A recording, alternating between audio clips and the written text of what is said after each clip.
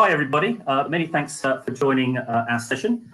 My name is George Winch. I'm a Senior Director at Zafin, and we'll explain a little bit more about the company in a little while. I'm joined, it's a double team today. I'm joined by one of our Senior Solution Consultants, Gaurav, Bose, who's going to be taking us through part of a video and walkthrough of some of the features that we hope to cover today that can help you understand and do something that we think is quite dynamic in today's financial services space. And that's creating a new society for your members by offering dynamic and personalized offers. How can the products that you give today deliver the right sort of messaging that you want to have throughout the whole of your society? We're just going to start with a blank canvas and pose a few questions. So firstly, how has your business been affected during the pandemic? Now, have you been able to reach all of your members? Has the high street been a ghost town for you? And so the footfall through the high street in terms of attracting new members or discussing new products with existing members, has that really affected your business? Can you attract new members through any other means? And I'm sure that many of you are on digital journeys as we speak at this moment in time. But the other thing that we want to ask is, were you able to apply the mortgage holiday that the government asked many financial institutions to do? And if you did, was it an easy thing for you to manage? So just some questions within a question. The second one that I want is, can you create targeted offers quickly, attracting new revenues? So are your products innovative enough to attract people to come to your society?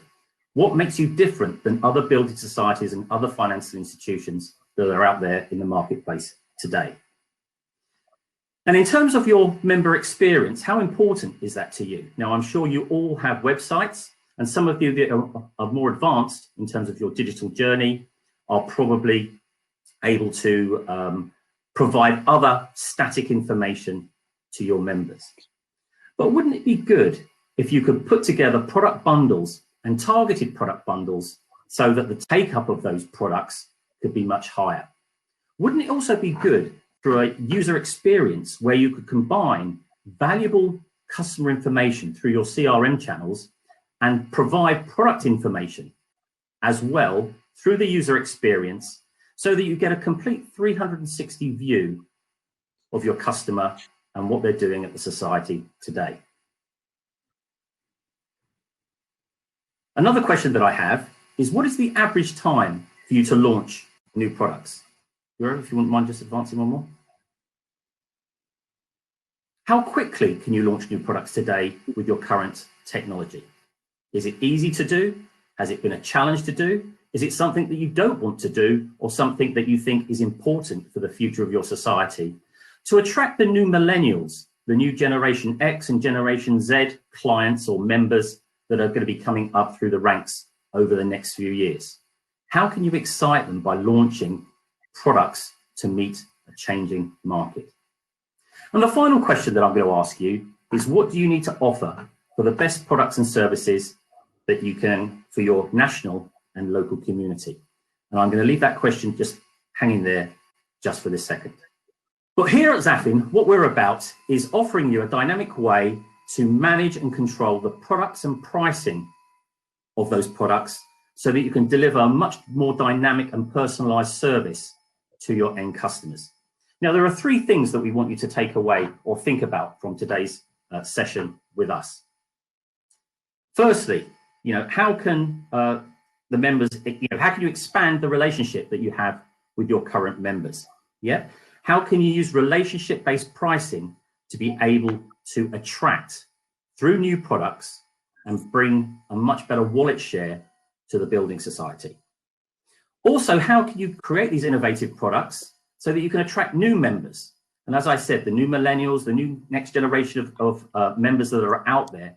And also, how can you combine certain product features and members together so that you can create a much wider and bigger scope in terms of offering personalized products and services? So we heard from Elliot, I think this morning in the keynote speech, where he said that he started off as a member of Derbyshire Building Society, and his parents opened up a deposit or savings account, and family members all put money into that particular savings account. Now that is a great start to the journey that Elliot was actually on. But wouldn't it be good if other members can also benefit from the products and services that are available through the society?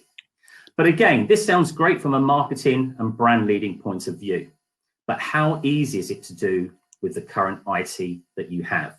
In some of the panel sessions that we've already heard from today, IT restrictions are causing lots of headaches for societies who want to use their money wisely and not waste it with over-architected projects so that they can deliver the best value back to their members. So the important thing here is that you probably all have good marketeers, people that want to do innovative and exciting things. But wouldn't it be good to have some technology that can help you deliver on that message? So here at Zafin, we like to consider ourselves as one of the very, very first fintech companies. We were formed in around 2004. So we've been trading now for just over 16 years. We are a Canadian headquartered company, but we have a global footprint with many of the banks across, as you can see, the logos there. But don't think, because there are no building societies on the logos that you have there, that this is not an application for you.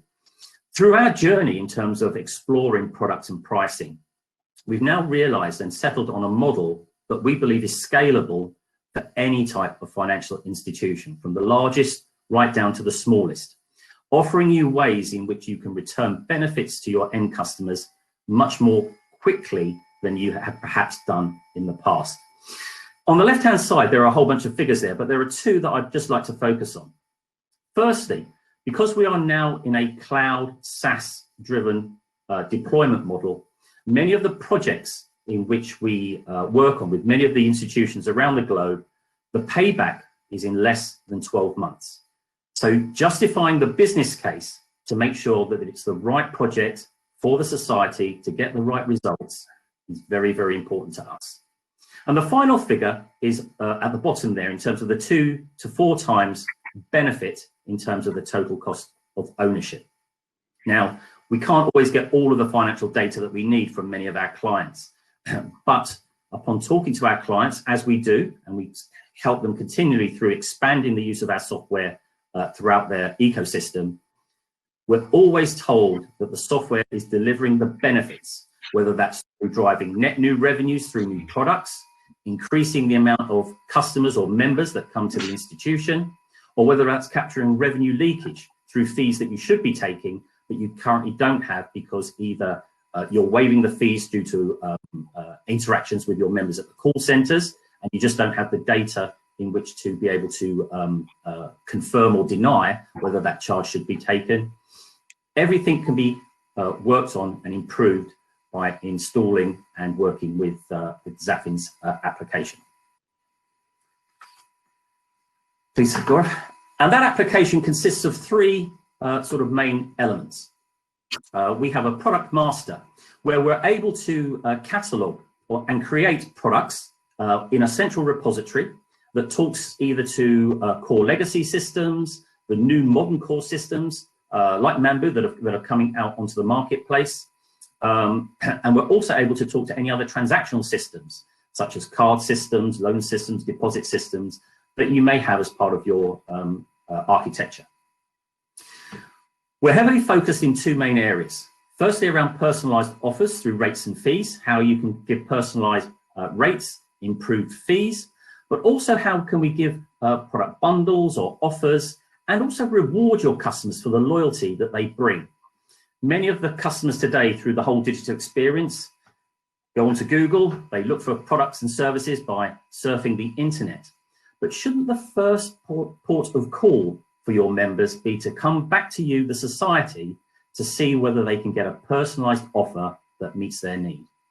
And that's very much what we're going to take you through over the next sort of 20 minutes or so, and show you how we can link the rules-based engine that we have, where we can set up products and services quickly and apply them all the way through to the front end channel.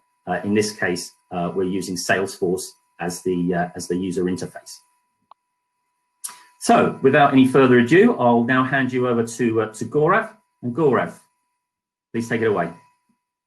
Well, thank you, George. I really appreciate it. So, hi, good morning, everybody. Once again, so our endeavor here really is to, not show you an end-to-end demo, but really a teaser of what you as a building society could achieve in terms of deepening, creating deep and meaningful relationships with your members and actually supporting them through many financial decisions and financial roadmap in their life. So the demo that we're going to show you in parts is something that we built with our strategic partner, Accenture. This is around dynamic, segmentation of certain price points, digitally acquiring customers, and also to try and cross and upsell product offerings to your existing member base. Now, we try and give you an appreciation, that the platform creates by enabling the ability to cross and upsell products towards a greater share of wallet from members that would help the building societies grow and also be sustainable. Now, by means of creating smart and dynamic rules-based products, you can not only enhance the behavior of customers in terms of balances, product holdings, and utilization, as well as go very focused in targeting sticky behavior such as the bill payments or things like card usage, or even getting their payroll credits and direct deposits set up with your building societies respectively. Now, the endeavor is not necessarily to just focus on profits.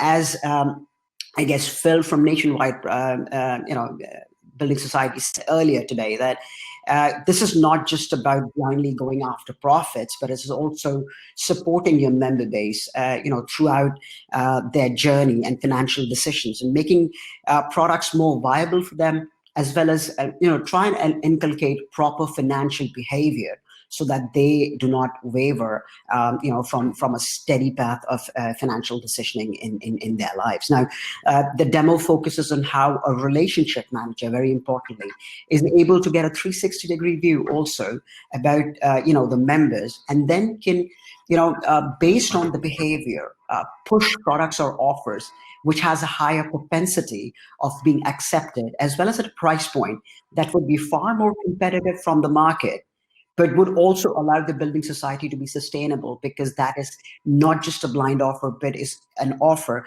based on a certain behavior that the customers are exhibiting, right? So the important part here is we help reduce the compulsive reliance on IT staff of repeated, expensive, effort-intensive, time-consuming, and risky system upgrades, or a barrage of change requests that you might have to keep on going back to your IT product vendors whenever you want a new product. And we all know that whether it's creating a variant of a product that you want to sell to a niche segment, such as, let's say, seniors in the society, for students, for young professionals, or if it's creating a new offer towards, countering a competition with regards to a high street bank. So all of that is something that we will try and see. And by all means, please, stop me and ask any questions should you have during the way, and we'll try and make it as interactive as possible. Now, just one word about the demo that you're going to see is you will see certain areas that depicts a dollar figure or US dollars. And the reason for that is this demo was predominantly built for what we call as credit unions in the US. Now, I just literally moved from US yesterday, and I'm a day old in the UK. But, I've been working with credit unions for a while, resolving similar issues. So they're much smaller in size. They're not just going behind the profitability, but more sustainable growth and making the journey viable for their members as well. So, without further ado, what we'll do is we will go into the demo and take it from there. So,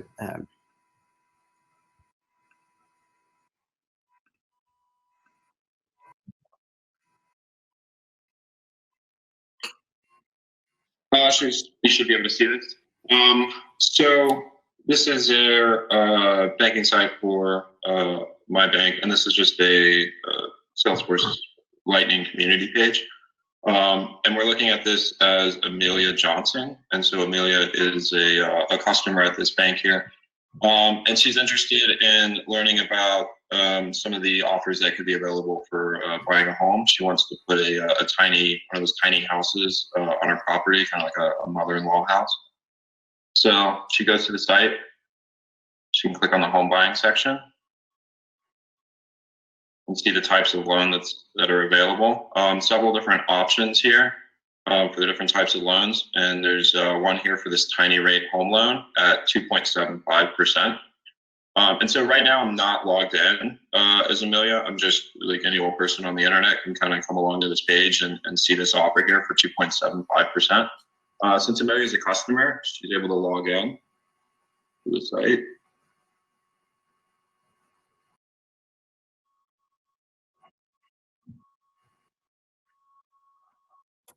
And when she does log in, she goes to the same types of loan section, looking at these same offers. This offer is a bit different now because the system recognized that she's logged in, that Amelia is a gold customer.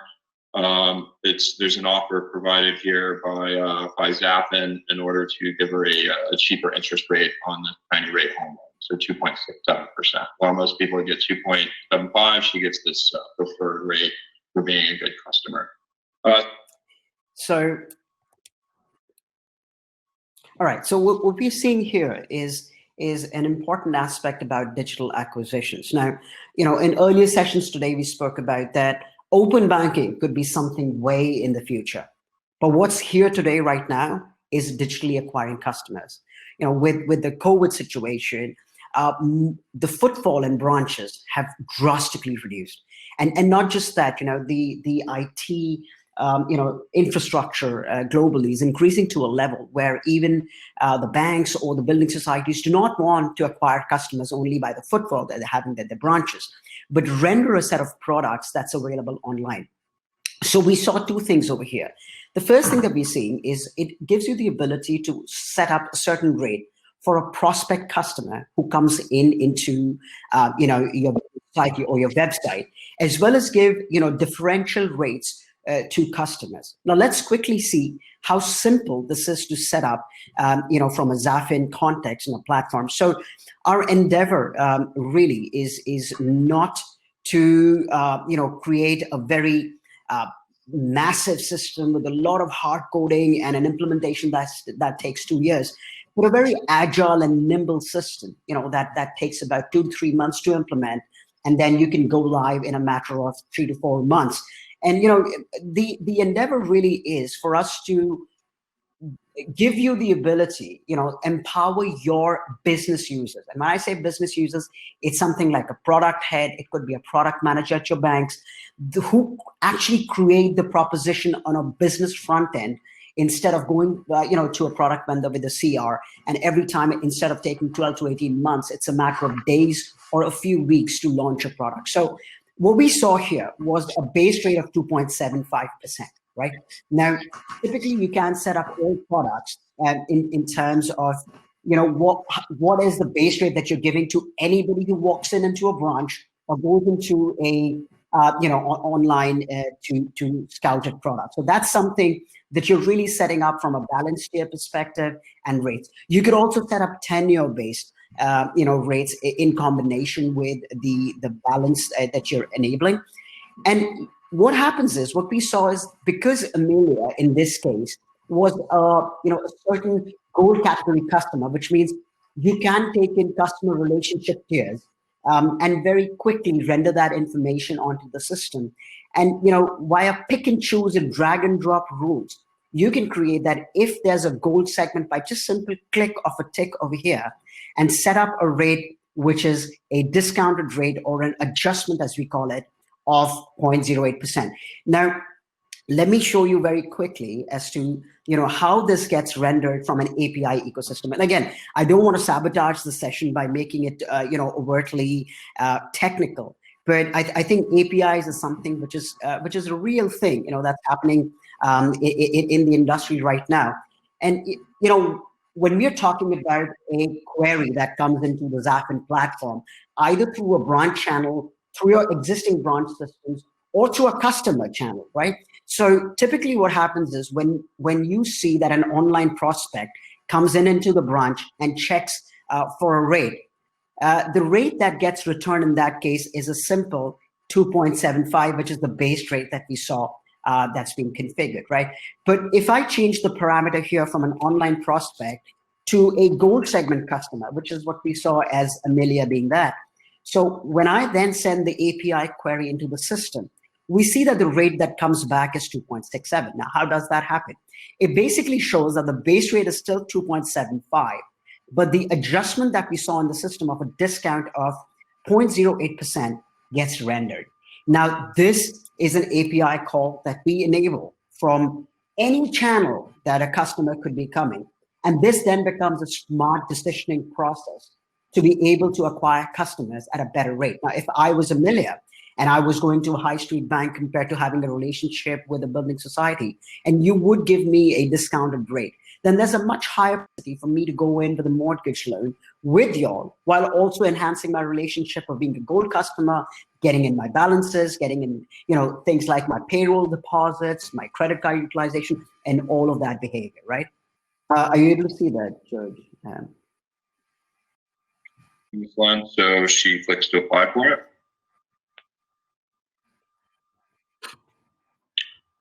Take us through a mortgage application process here. Because we already have all the information for Amelia, it's already pre-filled out. And so she can go through and finish this mortgage application and then finally submit it. And then when she does that, let's skip that step, but when she does that, this is looking at Mark Thurman, who's our relationship manager, so an employee of the bank. He's in charge of Amelia Johnson's account. So he's looking here at a Salesforce Lightning page that has a 360 view of her account. So we can see here all the different information about her, assets under management. There's, some the timeline of things that she's done here, like if she disputed a transaction or did some travel notices. See some life events in here. And then we can also see, we look at her applications, we can see here that there's this new mortgage application that she had just created. And so Mark can click to process this application.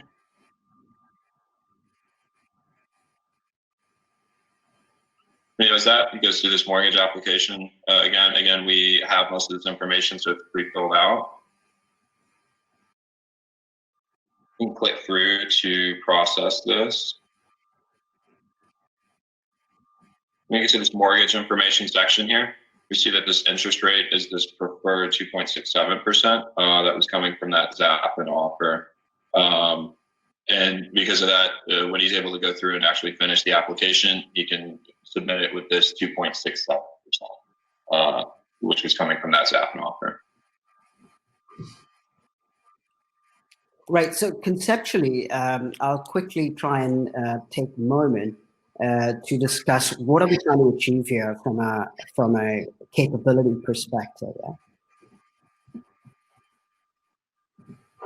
So, see, in effect, based on interaction with hundreds of financial institutions globally, we understand that while most of them want to build deep and sticky relationships, it's the inability to have a myriad of parameters based on which you want to give a client deposit rate, right? Typically, just to blindly keep on giving a incentivized rate may not be sustainable or viable even for financial institutions, right? But if you get the ability to, create an offer based on the channel of acquisition, could be the preferred channel. Is there a member segment that we're talking about? High potential clients. Is that a new client that new to bank or new to building society client that you want to incentivize to acquire that business? Or, price sensitivity in categories. All of those factors really go towards and enunciate the fact that, what we're trying to do here is trying to acquire smartly in terms of new business. And what you're in effect able to achieve by a nimble front-ending system such as Zafin is externalize product definitions, and create business-facing platforms with non-technical managers to create products and offers and rules, and exceptionally quick time to market, from conceptualization to a product launch. It could be a mere amount of days or at max like 2-3 weeks based on our experience with customers that we're working. Now, you're moving away from manual processes and discretionary pricing towards an automated execution, which tremendously reduces the conduct risk, right? Now, a nimble, agile platform that reduces time to market, increase compliance adherences, reduce revenue leakages, and gives the ability for FIs to create and incentivize their customers based on parameters, dynamic custom attributes, behavioral aspects, and even incent members based on their true financial behavior. Now, in effect, you're able to define products in a way that you want to incentivize customers. You're able to intersect the products in a system that's right in front of you, where it's not going to an IT system, writing thousands or millions of lines of code to achieve that. And the product managers and business teams can actually calibrate these offers in terms of one platform instead of multiple platforms going and changing those price points that we're trying to achieve. So I will go back and go into how we give some more offers from a customer perspective to show you more cashback and other sort of incentives other than just the rate breaks that we are talking about, right? So we just continue. Okay. So she's happy with her mortgage application and everything like that. The next time that she logs into the account, now she's interested in learning about what kind of banking things she can do. She's interested in opening an account. We're looking here at this banking section. She wants a savings account. We can see here a few different offers that she has for different types of accounts. We can see this one here that's coming from the Zafin API. And this one is if she sets up a direct deposit account and pays a bill within 60 days, then she's eligible for $200 cashback bonus reward. So she likes this offer and she clicks to apply for it. Just gets a message here saying that she's successfully applied for the offer and our relationship manager should process this shortly. If we go back and look at our relationship manager, Mark Thurman, looking at her account again.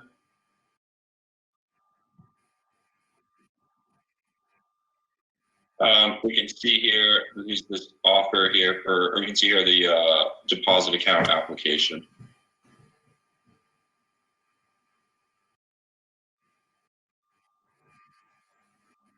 So it clicks through in order to process this application. Again, we already have all the information, so all this is pre-filled out. If there's any additional information, then you could gather that and put it in.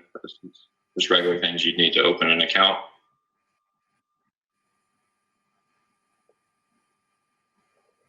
Finally gets to this last page and is able to finish it out. We go back and look at her accounts. Mark can look at this full view of her financial accounts. So we see here there's 2 savings accounts in here and maybe a couple other accounts that she has with the bank. We refresh this. You should see now there's this new deposit account that was just created. And so now that that's added to her account, the next time that she goes and logs in, she can look at her account. This is again looking at Amelia, looking at her bank accounts in here. This is the new deposit account that she was just created and got processed. So we can look at the details of that.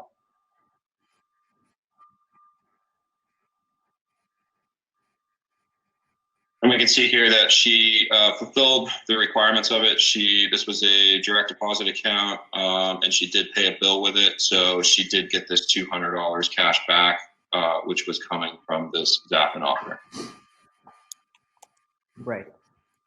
So, just based on experience of talking to a number of banks, credit unions, building societies, as well as from my own experience of being with ANZ at one point in time, I think creating an offer with this level of complexity, where you're talking about what are the product holdings that a member has to be eligible for the offer. That means you have to have a mortgage account. You have to have other deposits to first become eligible. The second thing you're talking about the cash offer is not just given to a customer as soon as you open the account, but the customer has to exhibit a certain kind of behavior, which is creating direct deposits and direct credits and direct debits, could be, payroll setup, and or doing certain amount of bill payments with your building society. Now that those are sticky behaviors, which is parameterized from a customer attributes perspective. Now creating those kind of rules in the existing legacy systems could be a nightmare. That could be an immense amount of spend. It takes time. And, in order to fulfill all of these manually, creates issues around scalability as well as conduct risk, right? Now, how Zafin enables, and just some screenshots to give you visibility. So first of all, we allow you to run automated temporal offers. That means there's an automatic offer start date and an end date, which means nobody manually has to go and turn on something in a system and turn off, whereas this would toggle back into a standard state after the offer date ends, right? The other problem that some of the banks grapple is to give multiple ongoing or parallel offer incentives to customer, which leads to revenue leakage. Like it could be a similar offer where you double dip into the offers incentive rewards and customers incentivize multiple times. That makes it lesser sustainable for banks or credit unions or building societies, right? Now that's something that you can control by parameterization in the system. And also creating an execution list or an offer target list instead of just going to marketing, but to see that what are the customers who have a certain kind of behavior, who have a certain kind of holding, and then to be able to provide an offer to that niche segment of customers that you really want to target, right? And all of these aspects could be tailored towards newer opened accounts or newer customers, or also in conjunction with a product tailoring. So we're talking about Amelia would get this offer from an eligibility perspective if and only if she has a certain set of products, which is the mortgage in this case, right? Now, as you can see, these are all system parameters, which are drag and drop and click and select. Now, from an offer perspective, what our platform would enable you here is not just a dynamic rate based on attributes or cashbacks, but also merchandise rewards. It could be cash bonuses at the time of opening.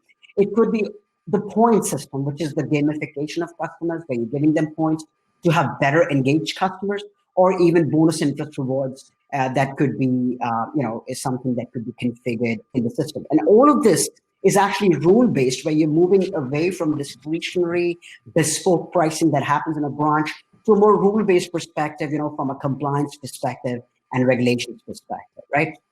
Now, what I'll do is one important aspect that comes into mind when we get to ask the question a lot, that, or what happens, how do we tell the customers that we were able to give them a cashback or not give them a cashback based on certain behaviors, which were met in case of certain somewhat complex rules. So what we enable banks and credit unions and building societies with is to give a customer transparency report that could be rendered onto the customer channels, onto your contact centers, onto a branch, onto a statement, or any sort of medium that you want.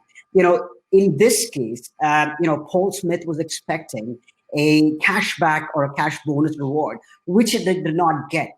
But towards, meeting the expectations of his customer experience, we were able to tell him that while he did the pre-authorized credits and debits that were required, but he did not have a combined balance or asset under maintenance of £10,000 that disallowed him from getting this bonus offer. Now, this would also drastically reduce the call volume coming into your contact centers or to your relationship managers, which makes it operationally more efficient. And from a European and a UK compliance perspective, we used to call it the Office of Fair Trade, but the FCA regulations and compliance is something that you are much better with a rule-based pricing engine such as Zafin, to have that information rendered directly to your customers in a channel that you desire. So, the one thing that I would like to touch upon and then open, the floor for questions is, especially for this pandemic, from a COVID perspective, a lot of banks or financial institutions wanted to run, give some sort of rate breaks or give some sort of, fee waivers or rebates to customers of a certain kind. Like, a lot that I heard was, Gaurav, can we give a waiver on using ATMs from other banks or branches, etc., which normally, attracted a fee, but certain banks and financial institutions wanted to give that fee break to customers who belong to, let's say, the senior segment or the students, because of COVID restrictions and lockdowns, they were not able to travel during that time. Now, while the intent is there, but either you try and do that manually or you're not able to achieve because of system restrictions. But from a Zafin perspective, all of these would really be front-end coding and front-end configurations where your business product managers can go and make the tweaks in the system that immediately enables all of that. From a temporal perspective, you can give those, fee breaks to a certain niche subsegment of customers and turn it off at a period that you think is not required. And you can also do that for certain geographies and not the entire nation. And all of that is configurability at your disposal. So, George, I think what we will do is, this is what I really wanted to cover from a demo perspective. Let's just bring up, thank you, Gaurav. Let's just bring up, and I would also like to thank Accenture for allowing us to use the credit union sort of demonstration that they put together using their Salesforce expertise as well. It showcases truly how we, as a provider of a good rules engine that manages products and pricing, can work with other technologies and other companies to produce the right end result that we think that the building societies are looking for. But Gaurav, if we could just put up the last slide, please. I'll just go through the questions that we posed at the start of the session. And then just see.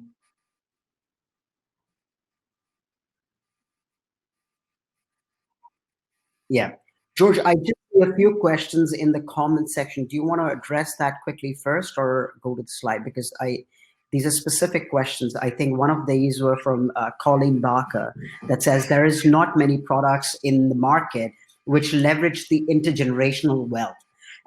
Who is leading the way here? Like, please. Can we learn anything from our global markets experience? Like, do you want to address that? I'm happy to address that question if you were.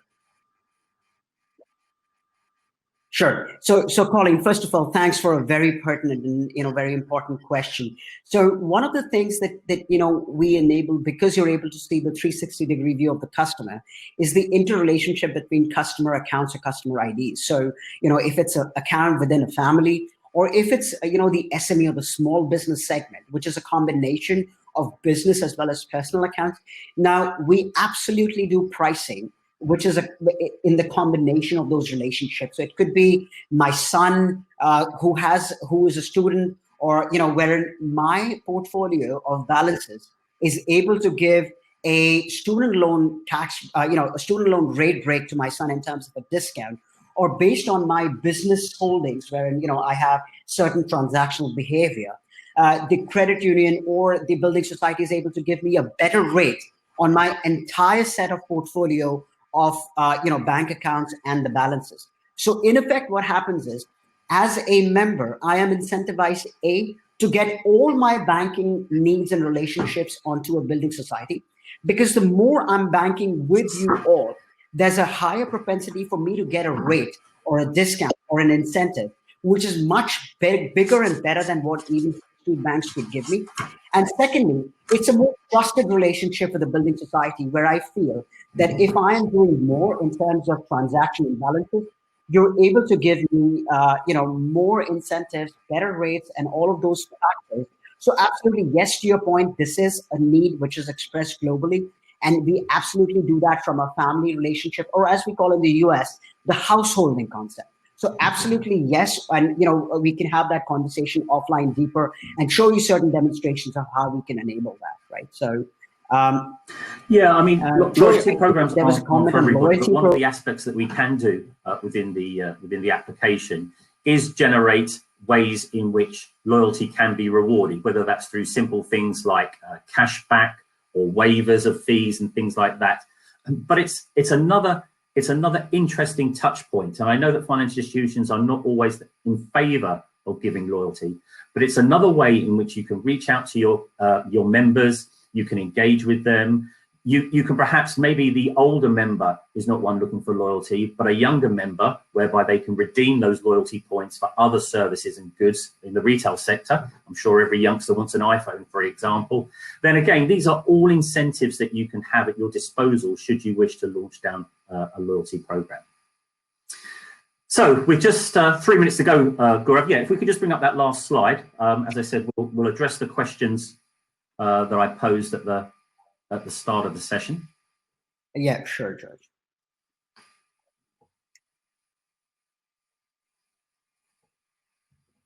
Here we go. And so these were the sort of the 5-6 questions that I asked. So how has your business been affected during the pandemic? So if we go on first, Gaurav, please, one at a time. So yeah, so you're going to need to attract new members. We don't know what's going to be happening to the high street. We don't know what's going to be happening with people wanting to come to visit you in the branches, but you need to either start up or continue to improve upon the digital journey so that every time you interact with your customer, for whatever reason, you're able to offer them some sort of product or services. Can you create targeted offers quickly by attracting new customers? Well, we know you know your members, yeah, but are you delivering the right products to them? Social media is something that it's lighting the world up. We've seen things like climate change, social injustice, and before, where we used to read newspapers, now any type of information is being pushed directly to your members. And they want to see and reflect something in the building society that they believe in and that they want. So again, can you innovate and dynamically change the products to meet the way that the millennials are all now starting to think? In terms of, is your member experience important to you? Well, again, I think we've shown through the demonstration today, if you could just advance, Gaurav, yeah, that we can combine CRM information and product information and bring it for a rich user experience, both with the customer and with the relationship managers that are managing the processes within your building society. We're also showing that you can innovate products focused on relationship, and that will drive you net new revenue. We've seen it through the over 35 customers of ours globally that have embarked on this journey with Zafin, and they are all able to increase their revenues and justify the business case in the projects that they've commissioned. What is the average time to launch a new product? Well, you need to be agile to do this, right?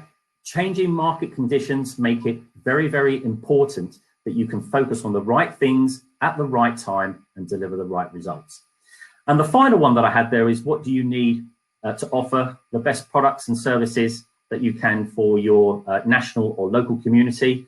Well, we didn't have time to show you everything, but I certainly suggest that you need a conversation with Zafin. We'd be more than happy to talk to anybody or any of you out there that are really interested in making product and pricing at the heart of the society. Thank you very much.